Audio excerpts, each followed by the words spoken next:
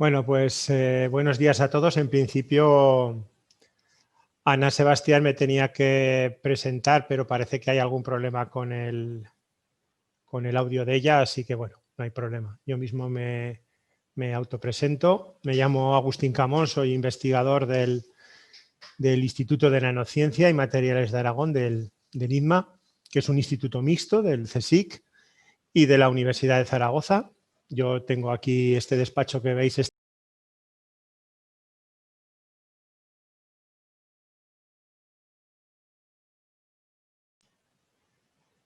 Entonces, bueno, pues yo participé, al igual que otros compañeros, en unos talleres que organizó la Universidad de Zaragoza, unos talleres que se llaman de documentales científicos, y ahí pues nos enseñaron un poco a los investigadores a hacer vídeos y a saber cómo contar nuestra investigación mediante las herramientas audiovisuales. La verdad es que fue una experiencia muy bonita y como resultado de esa experiencia, de esos talleres, pues resultaron un montón de vídeos muy majos que podéis ver en la página web de la Unidad de Cultura Científica de la Universidad de Zaragoza.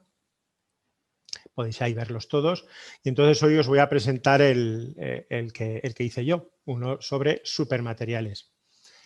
Es importante que no seáis muy duros conmigo porque esto es como un trabajo de fin de curso, ¿no? Nosotros hicimos un taller y como trabajo de fin de curso de ese taller, pues salió este pequeño documental. No soy ningún profesional, yo me dedico a la investigación, no a hacer vídeos, pero bueno, creo que ha quedado lo suficientemente bien como para que sea por lo menos presentable. Entonces, si os parece, vamos a dar, lo primero de todo, paso al vídeo. Y luego yo no tengo nada más preparado que contestar gustoso a todas las preguntas que hagáis y tener aquí un diálogo lo más fluido y fructífero y entretenido posible. Así que, sin más dilación, damos paso al vídeo y luego ya nos quedamos contestando a las preguntas y a todos los comentarios que tengáis.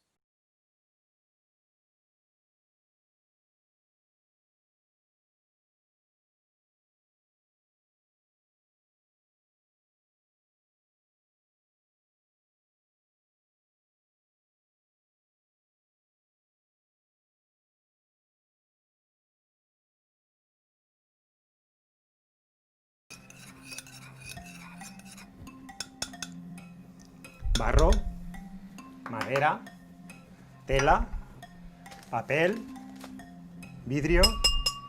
Como podemos ver, los materiales impregnan nuestra vida diaria.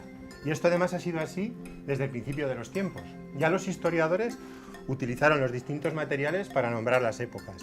La edad de piedra y después la edad de los metales. Ya podéis ver la diferencia entre una herramienta y otra. En el siglo XX seguro que también ha habido un material que ha marcado nuestras vidas. Lo que pasa es que los historiadores no han tenido aún tiempo de decidir cuál ha sido. Pero a lo mejor mi madre sí. Mamá, Dime, en hijo. tu opinión, ¿qué material que ha cambiado tu vida durante el siglo XX? Los pañales, hijo mío. Los pañales han cambiado, han marcado mi vida y ha sido la revolución de este siglo. Como podéis ver, un pañal también lleva mucha ciencia de materiales, porque si nosotros nos fijamos bien, dentro del pañal no tenemos ya líquido, lo que tenemos es una pasta que evita que tengamos el líquido suelto y por encima tenemos una telilla que es hidrófuga y mantiene seca la piel. Si preguntamos a otra gente, quizás nos diga que son los plásticos, que lo impregnan todo y que los tenemos por todas partes. ¿Y la gente joven qué opina? A ver, hijo mío, ¿tú qué opinas? ¿A ti qué material te ha cambiado la vida durante el siglo XX? Miguel, Miguel, te estoy hablando. Miguel, que te he hecho una pregunta. Hey, que no te enteras. Bueno, yo creo que queda muy claro qué es lo que ha cambiado la vida de los jóvenes durante el siglo XX.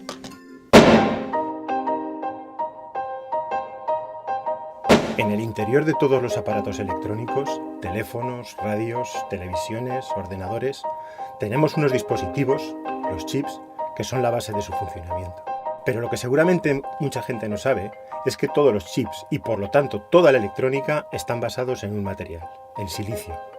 Gracias a sus propiedades semiconductoras ha sido posible la revolución tecnológica más importante del siglo pasado. El silicio ha sido, en mi opinión, el material del siglo XX. ¿Y nos gustaría saber cuál va a ser el material que va a cambiar nuestras vidas durante el siglo XXI? En este momento es imposible decirlo, pero sea cual sea, es un material que no va a salir de la nada. Se está cociendo en estos momentos en los centros de investigación. ¿Os apetece que visitemos uno de esos centros y veamos qué están haciendo? Venga, vamos.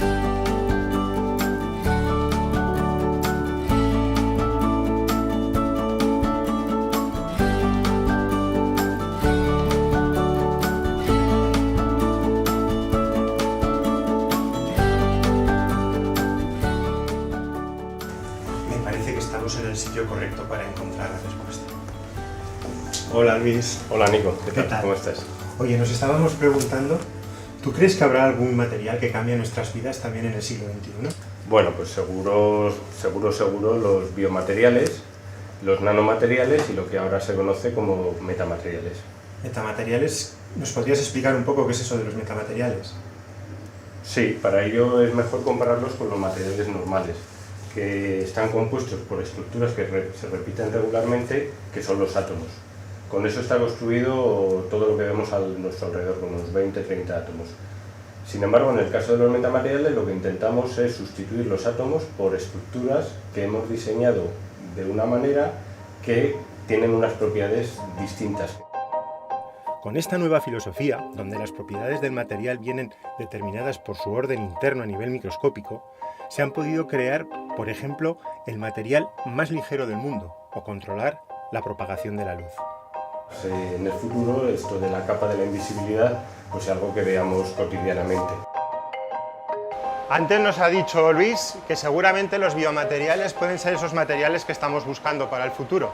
Vamos a preguntarle a Ángel. Ángel, ¿qué tal? ¿Cómo estás? ¿Qué tal, Nico? Muy bien. ¿Nos podrías contar un poco qué es eso de los biomateriales y cómo pueden cambiar nuestra vida en el futuro? Bueno, material básicamente es algo que tiene una utilidad. Biomaterial, algo que tiene una utilidad biológica. Esto tiene una apariencia poco espectacular. Sin embargo, es un material muy sofisticado. Contiene nanopartículas que son capaces de dirigirse a una célula en concreto de tu cuerpo y son capaces de introducir dentro de la célula proteínas, genes... Y entonces, además de esta, ¿hay alguna otra aplicación fundamental de los biomateriales? Las prótesis, aunque son antiguas, han evolucionado muchísimo. Imagínate qué diría el pirata pata de palo si viera a Pistorius ahora en los Juegos Olímpicos. Alucinante. Estoy seguro que le cambiaba la mitad de su tesoro por tener una de sus prótesis de fibra de carbono. Esto pues también se utilizan materiales metálicos, como por ejemplo esta prótesis de rodilla, o se utilizan materiales como este pequeño muelle, que es un stent, que se utiliza para expandir una arteria coronaria. Te voy a contar una anécdota reciente para que veas cuál puede ser el impacto que tiene este tipo de materiales. Adelante. Recientemente, en un congreso de nanomedicina en Londres, nos contaba el profesor Sinfalian el caso de un estudiante con un cáncer tan avanzado que si no recibía una tráquea en 10 días moriría. Realizó un molde en polímero, lo sembró con células madre del propio paciente y en un bioreactor obtuvo una réplica exacta del órgano del paciente. El profesor Macchiarini realizó el trasplante con éxito en el Hospital Karolinska y el paciente se recupera felizmente. Ni siquiera necesitó el traumático tratamiento antirrechazo que es habitual en trasplantes de órganos de donantes. Aquí entra en juego una filosofía totalmente diferente de materiales y es utilizarlo simplemente como un andamio para que sea la propia naturaleza la que recree y fabrique el órgano. Pero de esto estoy seguro que nos habla mucho mejor el doctor Luis Larraz, que está trabajando en el tema y que está intentando fabricar cartílago artificial con esta metodología.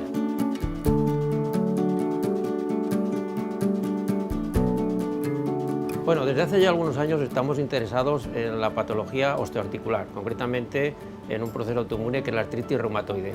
En ese sentido, y para ayudarnos en esta investigación, pues desde el año 2000 estamos desarrollando procesos biológicos que nos permitan reparar la diana directa de la patología, que es el cartílago.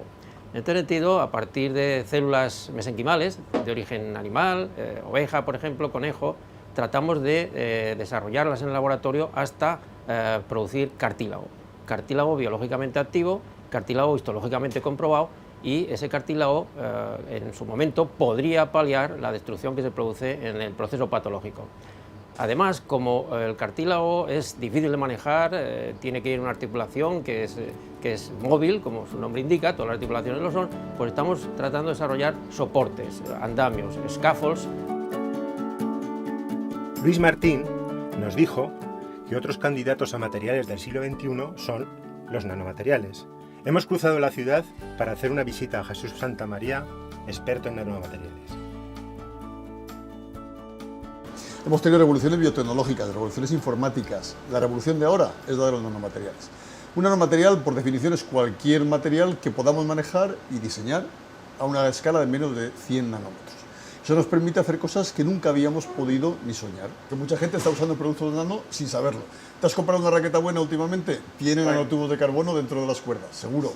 ¿Te has ido a la playa y con un buen bronceador, con un buen protector solar? Eso tiene nanopartículas de dióxido de titanio. ¿Nos podrías contar así, por ejemplo, aquí en este laboratorio qué estáis haciendo? Pues aquí mismo lo que tenemos es el desarrollo de una nariz electrónica. ¿Qué es una nariz electrónica? Algo que es capaz de discriminar y seleccionar moléculas en el aire y saber las que hay y las que no. Para venenos, tóxicos, contaminantes o para cosas buenas, para aromas. ¿Y alguna otra aplicación así distinta? Otra que te va a gustar todavía más. En las nanopartículas contra el cáncer. El tema de la nanomedicina va a cambiar la forma de curar el cáncer. Todos sabemos, por desgracia, los efectos devastadores que tiene la quimioterapia.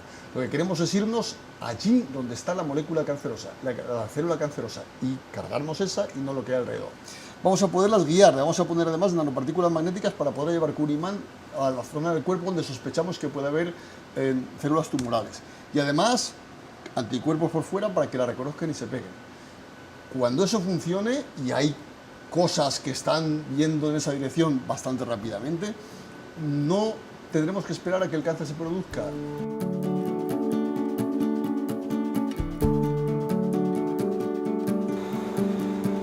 Hombre, Nico, ¿qué tal? ¿Qué haces por aquí? Mari, llevamos todo el día que estamos grabando un documental ¿y sobre qué? de divulgación científica sobre los materiales que pueden cambiar nuestras vidas durante el siglo XXI. Interesante. Bien.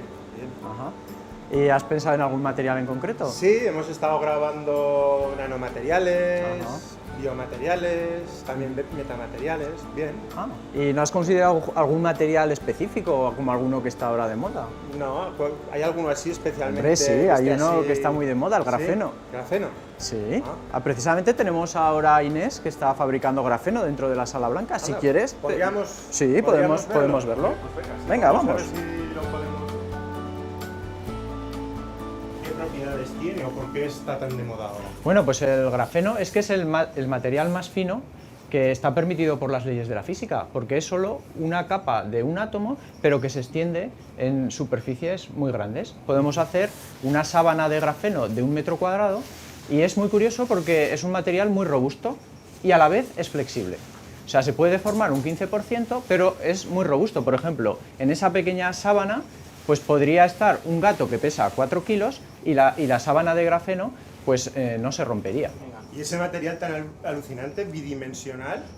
¿Solo una capa de átomos solo podéis preparar? Sí, lo estamos preparando. ¿Un material bidimensional? Un material bidimensional y se puede preparar de un método muy curioso que te voy a enseñar. Venga, vamos.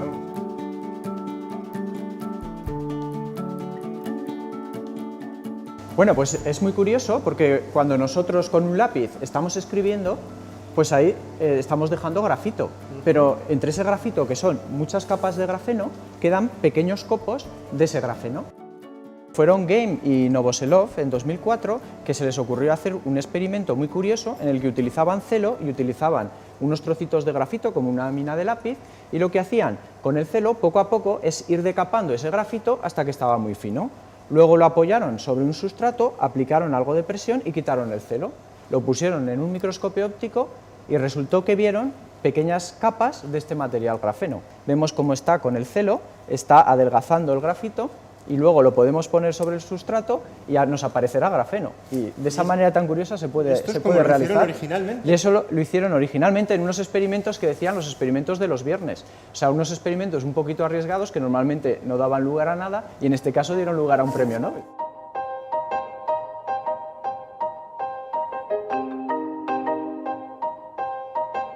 Metamateriales para los ordenadores del futuro. Biomateriales para una nueva vida. Nanomateriales contra el cáncer. El grafeno. Aún no sabemos cuál será el material del siglo XXI y qué aplicación realmente va a cambiar nuestras vidas. Eso ahora no lo podemos saber. Vosotros lo veréis.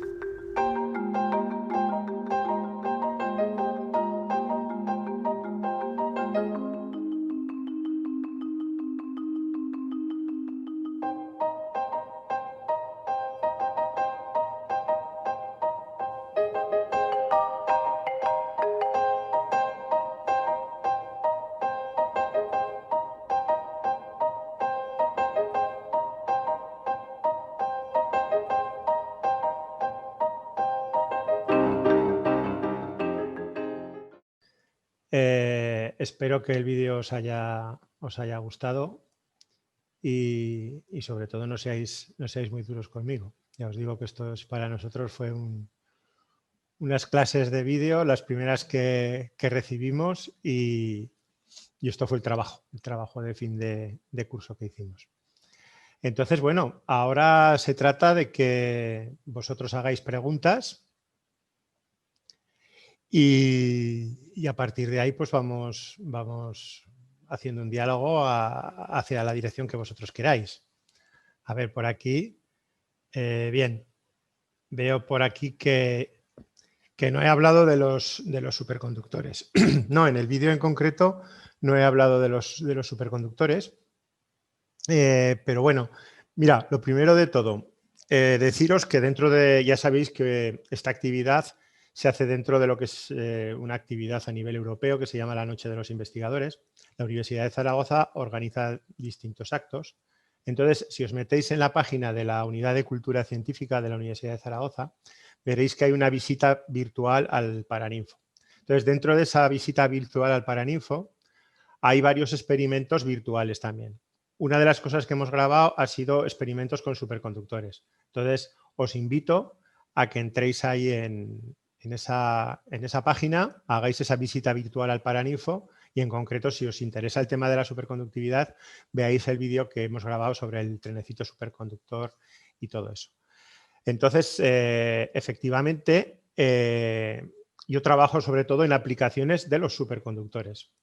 El vídeo que os he puesto es general sobre lo que os comento, ¿no? ¿Qué materiales pueden cambiar nuestras vidas durante el siglo XXI? Sin duda, hubo una serie de materiales a lo largo de nuestra vida que fueron, yo creo que mejorándola, ¿no? Entonces, por eso pues, estaba la edad de piedra, la edad del hierro, la edad de la electrónica, que quizás fue el siglo pasado. Entonces está la pregunta esa de ¿va a haber un nuevo material que va a cambiar nuestras vidas durante este siglo? Y eso es un poco lo que os he querido contar en el vídeo. Pero concretamente yo trabajo en unos de esos materiales que son, la verdad, muy interesantes, que son los superconductores.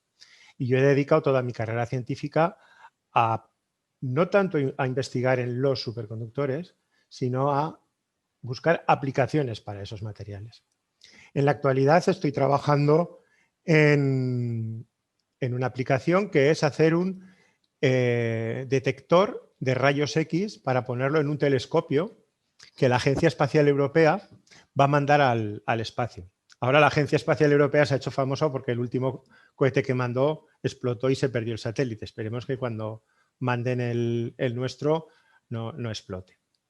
¿Por qué mandar un telescopio al espacio y por qué mirar en rayos X? Bueno, pues eso es muy importante porque cuando vosotros salís al campo, porque aquí en Zaragoza la verdad es que es un desastre, no se pueden ver las estrellas, pero si vais al campo y tenéis la suerte de disfrutar de una noche estrellada, pues veréis que hay un montón de estrellas y un montón de información que nos llega desde ahí. Con unos telescopios potentes pues podemos ver muchísimas más cosas. Podemos ver las galaxias, podemos ver nebulosas, podemos ver más satélites, los satélites de los planetas, los propios planetas del sistema solar. Podemos ver muchas cosas, pero la mayoría de la información se pierde. ¿Por qué? Porque nosotros estamos mirando con nuestros ojos y nuestros ojos son como una emisora de radio que solo cuando tú sintonizas una emisora de radio solo puedes escuchar aquella emisora que has sintonizado. Luego tienes que cambiar el dial y sintonizar otras, pero no puedes verlas todas a la vez, oírlas todas a la vez, perdón. Bueno, pues con la luz pasa lo mismo. Nuestros ojos ven un rango de luz visible, pero, por ejemplo, ya no ven en el infrarrojo, no ven en el ultravioleta, no ven en los rayos X. Todo es lo mismo, todo es radiación electromagnética, todo es luz, pero a distintas frecuencias, igual que las emisoras de radio. Nuestros ojos ven una frecuencia, pero hay un montón de otras frecuencias que nos las perdemos. ¿Eso qué quiere decir? Que sería muy interesante tener instrumentos, aparatos que midieran en esas otras frecuencias. Por ejemplo, si habéis visto algunas películas de estas de búsqueda de vida en otros planetas, pues ves que tienen unas grandes antenas parabólicas gigantescas. Pues eso en el fondo son telescopios también, pero que miran en las ondas de radio. Por lo tanto, necesitan capturar ondas de radio, que también es luz en otra frecuencia. ¿De acuerdo? Bueno, pues para mirar en los rayos X necesitamos unos telescopios especiales y unos sensores especiales. Esos sensores, los más sensibles que existen, están hechos de materiales superconductores. Y esa es la aplicación en la que estamos trabajando. ¿Por qué lo queremos mandar al espacio? Bueno, pues por dos motivos fundamentales. El primero de todos es porque afortunadamente nuestra atmósfera es una pantalla contra los rayos X y nos protege. Pero a la vez que nos protege nos impide ver los rayos X que nos llegan de fuera. Entonces vemos muchos más si salimos fuera de la atmósfera.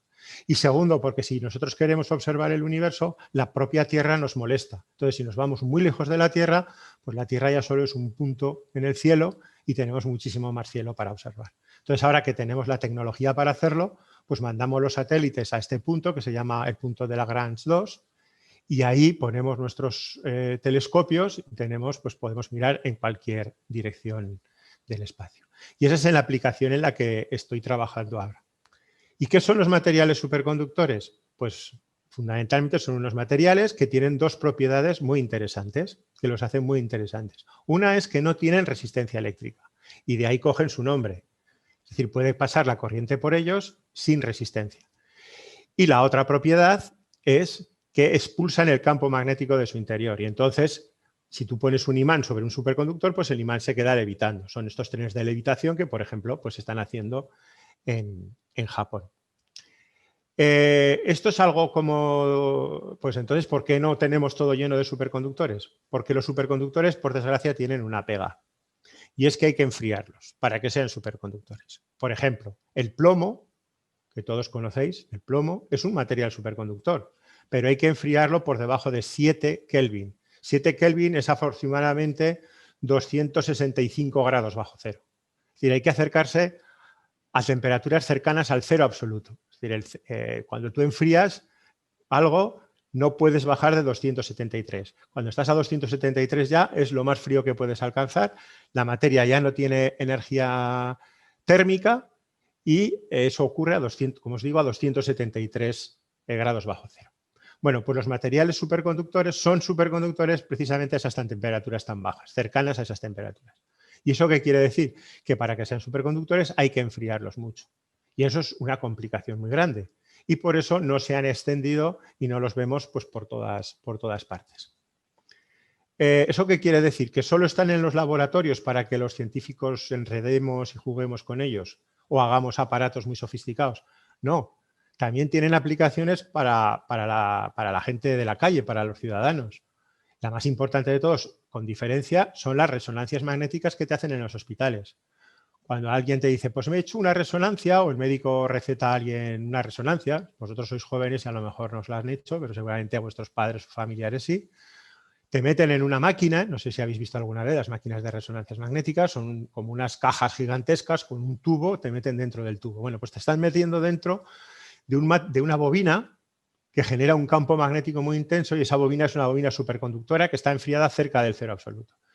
Sin materiales superconductores no podrían hacerse resonancias. Es decir, las resonancias es la aplicación con diferencia más importante en este momento de los materiales superconductores, como si dijéramos a nivel de la ciudadanía. Luego, a nivel de laboratorio, pues nosotros los utilizamos para muchas cosas. Son sensores de campo magnético, los mejores sensores de campo magnético que existen. Nos permiten hacer los grandes aceleradores de partículas, por ejemplo, que hay en el CERN y muchísimas más aplicaciones. ¿De acuerdo? No me quiero enrollar más para que pueda haber más tiempo de preguntas. Si alguien quiere hacer alguna pregunta más en concreto sobre los superconductores, pues me lo puede hacer. Y os recomiendo pues, que miréis esos vídeos que hemos hecho para hoy, para el Día de la Noche de los Investigadores, que están colgados ahí en la página web de la Unidad de Cultura Científica. Si entráis en Paraninfo, vais a experimentos y ahí tenéis experimentos virtuales. y ahí podréis ver un tren que levita superconductor. ¿De acuerdo? A ver, ¿alguna pregunta más por ahí? Sí, veo por aquí. Nos preguntan qué relación tiene el teléfono móvil con el grafeno. Pues ninguna, que yo sepa. No sé si lo decís por el vídeo. En el vídeo, bueno, pues lo del teléfono móvil es un poco jugar para cómo introducir la electrónica, ¿no? Es decir, es lo que os decía, si yo le pregunté, esto es cierto, yo le pregunté a mi madre que para ella cuál había sido la revolución, qué es lo que más le había cambiado la vida. Y ella me dijo que para ella fue revolucionario los pañales, porque el trabajo que le llevaba era tremendo, ¿no? Y fijaros que los pañales, como digo en el vídeo, eso es ciencia de materiales. ¿Por qué no hubo pañales hace 100 años? Pues porque no existían los materiales adecuados. Entonces, esa revolución fue gracias a los materiales. En el caso del teléfono, esa revolución, la revolución de la electrónica, todo lo que es internet, telefonía, ordenadores, computación, todo eso es gracias a otros materiales, que es lo que digo en el vídeo, los semiconductores. Entonces, pues bueno, pues la manera de entrar en la electrónica que os llegue a vosotros, a los jóvenes, pues es a través del teléfono móvil. ¿Qué tiene que ver con el grafeno? Pues en estos momentos no mucho. El grafeno es un material que ha prometido mucho, es un material, en primer lugar, muy interesante. Es el material más delgado que existe, más fino, es solo una capa de átomos. De hecho, ahora ha dado pie a una familia tremenda de materiales que ya también son bidimensionales, que no son de carbono, que son de otros elementos, y todos ellos tienen unas propiedades muy especiales. En concreto, el grafeno, en mi opinión, lo que tiene de bueno es que a lo mejor no es el primero en ninguna propiedad, pero tiene muchas propiedades todas juntas. Y de ahí pueden venir sus aplicaciones. La realidad es que prometía mucho, como digo, sus propiedades son muy interesantes, hay un montón de científicos trabajando en ellas, cada día se descubren nuevas propiedades, como por ejemplo la superconductividad. Cuando tú juntas dos capas de grafeno y las giras un ángulo mágico, la una con respecto a la otra, pues ese material se vuelve superconductor también. Por ejemplo, eso es una de las últimas descubrimientos. Además, eso lo ha hecho un español que está trabajando en Estados Unidos. Y lo que ocurre es que, bueno, en primer lugar es difícil de hacer, es difícil de fabricar. Es decir, eso de hacer una sábana de 4 metros cuadrados, de momento no somos capaces. Somos capaces de hacer pequeñas superficies. Pero la verdad es que de momento no se ha pasado de los estudios en el laboratorio a las grandes aplicaciones. Es verdad que hay una aplicación que yo creo que va a destacar por encima de todas, y esa sí que va a tener que ver con los teléfonos móviles. Y es que ahora nos gusta coger una pantalla y tiene que ser táctil. Es decir, todos queremos que nuestro teléfono móvil, cuando toquemos, interaccionemos con la pantalla y lo hagamos todo tocando la pantalla. Eso requiere que la pantalla sea conductora de la electricidad. Pero las pantallas, además, nos gustan que sean transparentes, porque si no, no veríamos lo que hay detrás, no veríamos los números, ni veríamos las imágenes, ni nada. Es decir, una pantalla es imprescindible que sea transparente para que veamos la electrónica que hay detrás, que es la que genera la imagen. Pero queremos que sea transparente y conductora. Bueno, pues eso es muy difícil encontrar materiales que sean a la vez transparentes y conductores. Los buenos conductores son materiales que tienen electrones libres, sueltos por allí dentro del material. Si hay electrones libres dentro del material que están sueltos, cuando llega la luz, esos electrones absorben la luz. Con lo cual es muy difícil encontrar en la naturaleza materiales que sean así. En concreto, ahora lo que se utiliza es el indio. El indio, que antes solo lo utilizábamos 4 chalaos en los laboratorios, pues ahora resulta que es un material estratégico y que hay guerras y muertos por el indio y se va a agotar. Entonces, de cara al futuro, hay que buscar un material que sea transparente y buen conductor. Por ejemplo, el grafeno. Entonces, me consta que hay un montón de empresas que hacen pantallas, tanto para ordenadores como para televisiones o como para móviles, que están investigando para hacerlas con grafeno. Esas pantallas tendrán además otra ventaja, y es que serán flexibles. Podremos plegar, doblar, enrollar nuestras pantallas.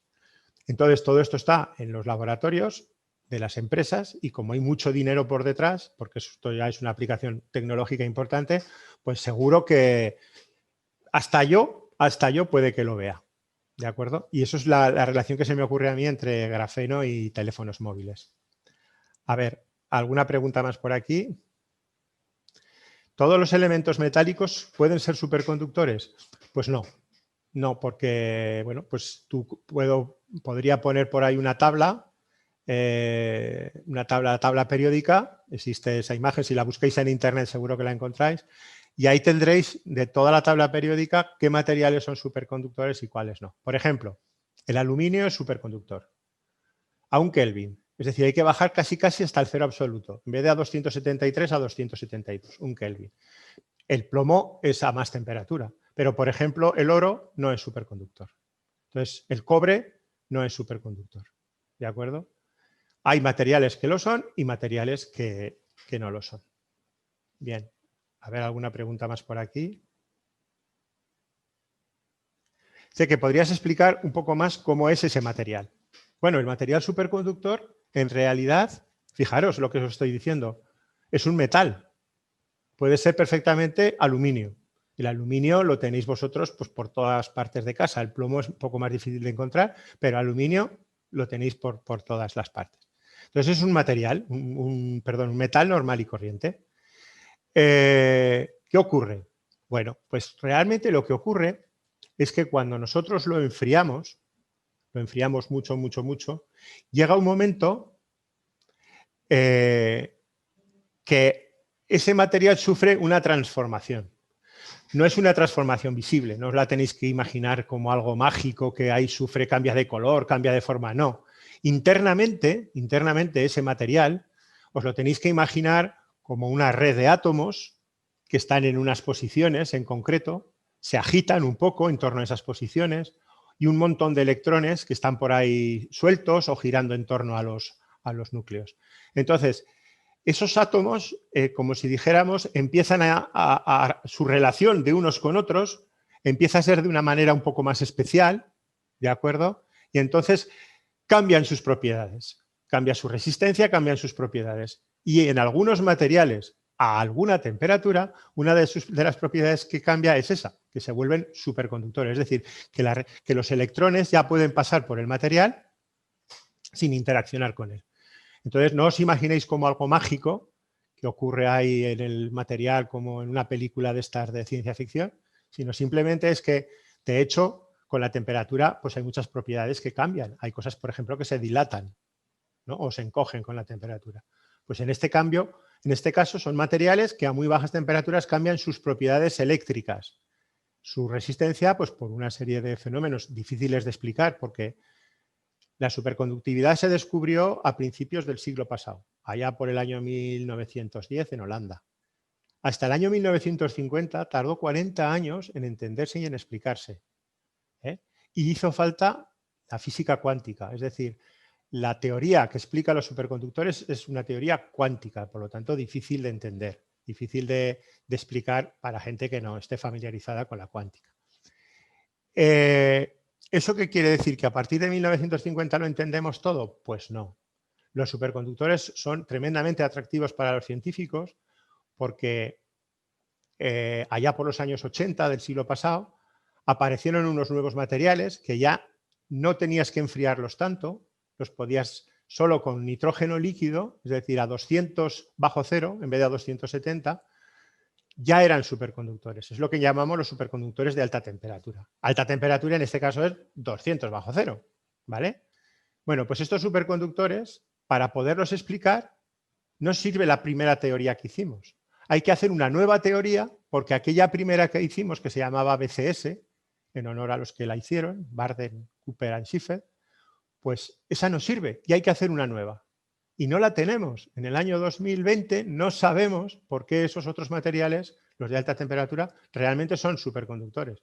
Y eso es lo que nos da de comer y lo que nos gusta, el tener preguntas, cosas que resolver, ¿no? Entonces los superconductores siempre son unos materiales con un montón de preguntas. Yo no soy especialista en la teoría de los superconductores, yo lo que me dedico es a coger esos materiales y hacer cosas, aplicaciones. Hemos visto que una aplicación puede ser levitación, otra puede ser para transportar corriente y por lo tanto para hacer bobinas y generar campos magnéticos, pero también se pueden hacer dispositivos electrónicos, como por ejemplo pues, sensores de rayos X o detectores de campo magnético muy precisos. ¿De acuerdo? Bueno, vamos a ver algún comentario más por ahí. Preguntan los alumnos de dónde se obtienen los fondos para la investigación. Pues eso es una buena pregunta. Y como dicen, me alegro que usted me haga esa pregunta. Entonces, los fondos para la investigación, la primera división que podríamos hacer es públicos y privados. Es decir, una empresa puede dedicar parte de su dinero a hacer investigación. Eso es una cosa que, por desgracia, en España se hace muy poco. Y yo creo que eso penaliza a las empresas, porque las empresas no tienen nuevos productos que vender. Si yo quiero vender algo, tengo dos opciones. O que sea más barato o que sea mejor. Para hacerlo más barato, pues ¿qué tengo que hacer? ¿Pagar mal a mis trabajadores? ¿Poner materiales malos? ¿O que trabajen muchas horas? Yo qué sé. No creo que sea una buena idea. Competir haciendo las cosas más baratas. Entonces las tenemos que hacer mejor. Pero para hacerlas mejor hay que ser más listos. Es decir, uno no llega y dice, pues yo lo voy a hacer mejor. Bueno, pues necesitarás ingenieros, necesitarás doctores, necesitarás gente con muy buena formación y tendrás que invertir y tendrás que hacer investigación y entonces podrás hacer las cosas mejor. Si eso lo hicieran más las empresas españolas, pues seguramente les iría mejor. Y no como ahora, pues que tenemos que comprar el conocimiento fuera. Entonces, a nivel mundial, pues se financian desde la parte pública y desde la parte privada. En España, por desgracia, básicamente desde la parte pública. ¿Cómo se financia eso? Pues hay varios, como si dijéramos, programas de investigación. Entonces, ahí los investigadores lo que tenemos que hacer es competir. Es decir, yo, si quiero que me den dinero para hacer algo, tengo que convencer a un jurado, igual que en los concursos estos que veis en la tele. Entonces yo preparo un proyecto, preparo una idea y se la cuento a una serie de señores y ellos deciden el dinero que hay, cómo lo reparten entre todas las ideas que se presentan. Es decir, yo tengo que competir contra mis compañeros para llevarme el dinero para hacer la investigación. Eso lo puedo hacer a nivel del Gobierno de Aragón. Es decir, el Gobierno de Aragón es muy modesto, tiene muy poquito dinero, pero tiene un poquito de dinero. Entonces nosotros presentamos proyectos al Gobierno de Aragón y si somos los mejores, pues nos lo dan. Luego hay proyectos a nivel nacional, que es lo que se llama el Plan Nacional, y entonces nosotros pues ahí presentamos ya proyectos más grandes. En concreto yo ahora tengo un proyecto del Plan Nacional para hacer este proyecto que estamos haciendo de desarrollar los sensores. Y no tengo ningún reparo en deciros, pues por ejemplo, que en este caso nos han dado pues en torno a 300.000 euros para 3 años. Es decir, que yo tengo como 100.000 euros al año para llevar a cabo esta investigación. Con eso he tenido que contratar gente, pues eso, pagar todos los materiales, todos las cosas, los aparatos que tenemos que comprar, etcétera. Y luego, además, pues luego, en el caso nuestro, en España, tenemos los proyectos europeos. Esos son los que más dinero dan. Y ahí normalmente lo que tienes que hacer es aliarte con otros investigadores de otros países, de otros laboratorios, hacer un equipo de varios países y entonces lo mismo, presentas un proyecto, pero ahora lo presentas a Europa. Tienes unos señores en Europa, un jurado que decide, bueno, pues tenemos tantos millones de euros, se los vamos a dar a este y a este proyecto. Con eso vamos funcionando, nosotros tenemos luego que justificar los gastos con nuestras facturas y con los resultados que tenemos. Y si lo hemos hecho bien, pues nos ponen una buena nota y lo más seguro es que cuando volvamos a pedir dinero, pues nos vuelvan a dar. Si lo hacemos mal, nos ponen una mala nota y tendremos más difícil volver a tener dinero para la próxima vez. Pero tenemos que competir por ese dinero y por esos fondos para hacer investigación. ¿De acuerdo? Bueno, hay alguno más por aquí. ¿Qué estudios universitarios son los preferentes para investigar en el campo de los supermateriales? Sin duda la física. ¿De acuerdo? Porque cuando hablamos de supermateriales... A ver, aquí a lo mejor algún ingeniero se me puede enfadar, no lo sé. Yo voy a ser honesto, lo que pienso. cuando hay un conocimiento, como si dijéramos, ya bien establecido, entonces sin duda los mejores son los ingenieros. Es decir, si nos tenemos que poner a hacer puentes, lo va a hacer mejor un ingeniero de caminos, un ingeniero de puentes, que un físico, ¿de acuerdo? Si tenemos que hacer carreteras, pues lo mismo. Si tenemos que hacer muchas cosas que ya hay un conocimiento establecido, pues ahí los ingenieros, la ingeniería es quizás lo más importante. Pero cuando estamos moviéndonos en la frontera del conocimiento, estamos haciendo cosas nuevas que nadie ha hecho. Yo creo que es ahí donde los físicos tienen, como si dijéramos, su nicho, su trabajo. Entonces, si estamos hablando de supermateriales, estamos hablando de nuevos materiales, por lo tanto, nuevas cosas. Quizás mi trabajo, lo que yo hago de luego buscar aplicaciones para esos materiales, sería más ingeniería. Yo puedo estar a lo mejor en mi trabajo más cerca de un ingeniero que de un físico, aunque yo soy físico de formación. Pero para desarrollar y buscar nuevos materiales, los físicos y, por supuesto, los químicos. Y nosotros podemos pensar un material, pero a lo mejor no somos luego capaces de sintetizarlo. Entonces, pues ahí ya veis que eso es una cosa multidisciplinar. Habrá físicos, habrá químicos que sean los que sinteticen y hagan esos materiales seguramente y nos enseñen luego a procesarlos y a ponerlos como nosotros en las condiciones que nosotros queramos. Y a lo mejor luego pues tú tienes ahí ingenieros que son luego los que pues, hagan aplicaciones con esos materiales. Pero yo creo que fundamentalmente siempre que quieres hacer algo nuevo, normalmente es el terreno que nos dejan un poco a los físicos. No sé, en principio no veo ninguna pregunta más.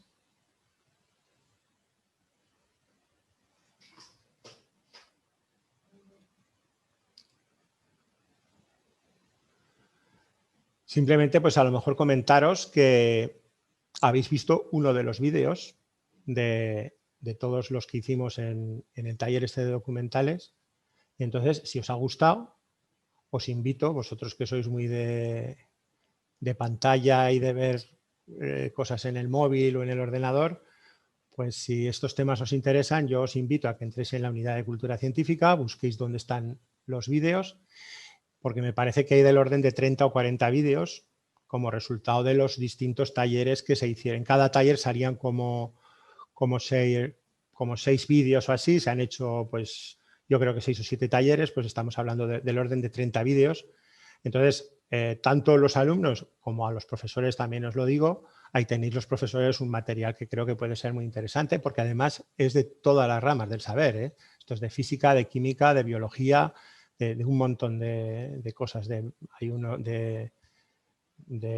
sobre dinosaurios, otro sobre tortugas, otro sobre el vino, otro sobre los lagos y los igones del Pirineo, por decir algunos, otro sobre el mosquito, otro sobre alimentos. Creo que es una buena fuente. Y luego, pues eso, ya en concreto, los pequeños vídeos que se han hecho para la Noche de los Investigadores, que los tenéis ahí en el Paraninfo virtual, entráis y en concreto ahí tenéis uno sobre superconductores.